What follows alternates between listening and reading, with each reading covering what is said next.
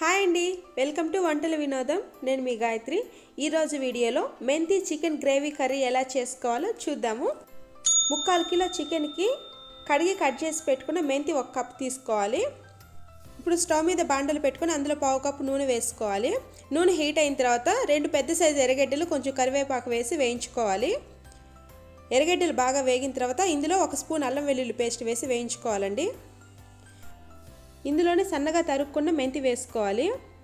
పచ్చి వాసన పోయేంత వరకు బాగా వేయించుకొని మూత పెట్టి ఒక 2 నిమిషాలు మగ్గించుకోవాలండి. అప్పుడే చేదు వాసన ఉండదు. మెంతి అల్లం వెల్లుల్లి పేస్ట్ బాగా వేగిన తర్వాత ఇందులో చికెన్ వేసుకోవాలి. మెంతి చికెన్కి బాగా పట్టేంత వరకు కలుపుకొని ఒక 2 నిమిషాలు మూత పెట్టి మగ్గించుకోవాలి. 2 నిమిషాలు మగ్గిన తర్వాత ఇందులో కొంచెం పసుపు, రుచికి సరిపడా సాల్ట్ వేసుకొని మొత్తం కలుపుకోవాలి. పసుపు ముందుగానే వేస్తే నీసు వాసన ఉండదండి. మొత్తం కలుపుకున్న తర్వాత ఇప్పుడు ఒక 5 నిమిషాలు మూత పెట్టి మగ్గించుకోవాలి. సిమ్లో పెట్టి మగ్గించుకోవాలండి. అప్పుడే వాటర్ మొత్తం బయటకు వచ్చేస్తుంది. చికెన్లో ఉన్న వాటర్ మొత్తం బయటకు వస్తేనే నీసు వాసన ఉండదు.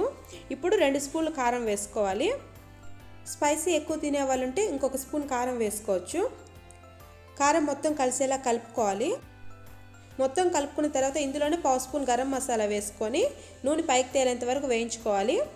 ఇప్పుడు 1 గ్లాస్ వాటర్ వేసుకొని కొంచెం కొత్తిమీర వేసుకొని మొత్తం కలుపుకొని ఒక 10 నిమిషాలు మూత పెట్టి మగ్గించుకోవాలి. లో టు మీడియం ఫ్లేమ్లో పెట్టి చికెన్ ఉడికించుకోవాలండి. ఇప్పుడు చికెన్ ఉడికిన తర్వాత ఇందులో 1 స్పూన్ ధనియాల పొడి, 1 స్పూన్ ఎండు కొబ్బరి పొడి వేసి బాగా కలుపుకోవాలి.